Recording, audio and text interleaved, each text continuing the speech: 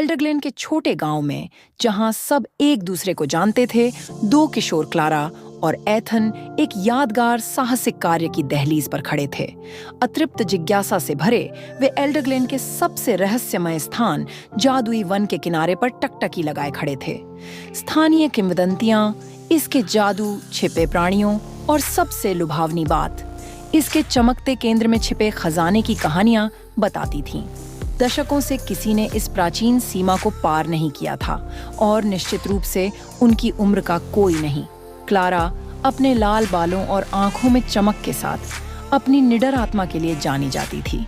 दूसरी ओर एथन उसका सबसे अच्छा दोस्त था, शांत और चतुर। उसके सुनहरे बाल उसकी सतर्कता की याद दिलाते थे। अपनी हिचकिचाहट के बावजूद क्लारा का उत्साह छूत की तरह था और जल्द ही वह रहस्य की पुकार को नकार न सका। पेड़ों की गूंथी हुई छतरी के नीचे समय जैसे थम सा गया। पत्तों की अनजानी सरसराहट के बीच वे गहराई में उतरते गए। चमकीले पत्थरों से बना एक रास्ता अनोखे रंगों को दर्शाता आगे फैला था। क्लारा के हाथ उत्साह से थरथरा रहे थे, हर नए मोड़ पर छिपे रोमांच को पाने को बेताब। एथन की नजरें चारों ओर घूम रही थीं, हर छोटी चीज को विस्मय और थोड़ी चिंता से देखते हुए। जंगल खुलता गया, पेड़ बदलने लगे, न सिर्फ आकार में बल्कि मानो वे सांस ले रहे थे। दोनों एक नाचती गाती नदी पर पहुंचे जो पत्थरों पर बहती थी। क्लारा मंत्रमुग्ध होकर झुकी, मानो नदी के राज सुनने को। एथन भी घुटनों पर बैठा, कुछ विशाल का हिस्सा महसूस करता। वातावरण रहस्य से भर गया और हल्का सा कोहरा उठने लगा। दूर में आकृतियां दिखने लगीं। एक हिरण जिसके सींग तारों की धूल की तरह चमक रहे थे और उल्लू जिनके पंख चांदनी से बुने लग रहे थे।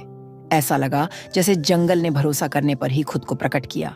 हर परत सच्ची और जादू से भरपूर थी। वे आगे बढ़े तो हवा में संभावनाओं की झंझनाहट थी। उनका साहस अब सिर्फ खजाने की नहीं बल्कि खोज के रोमांच की तलाश में बदल गया। लेकिन जो उन्हें मिला वह सोने से कहीं ज्यादा कीमती था। प्रकृति से एक अनकहा जुड़ाव और साहस में गड़ा एक अटूट बंधन। जैसे ही शाम ने आसमान को गहरे नीले रंग से रंग दिया, क्लारा और एथन लौटे, दिल में ऐसी कहानियां लिए जो उनके जीवन को सदा रंगीन बनाएंगी। जादुई जंगल ने उन्हें अपने राज बताए और बदले में वे उसकी किंवदंती का हिस्सा बन गए।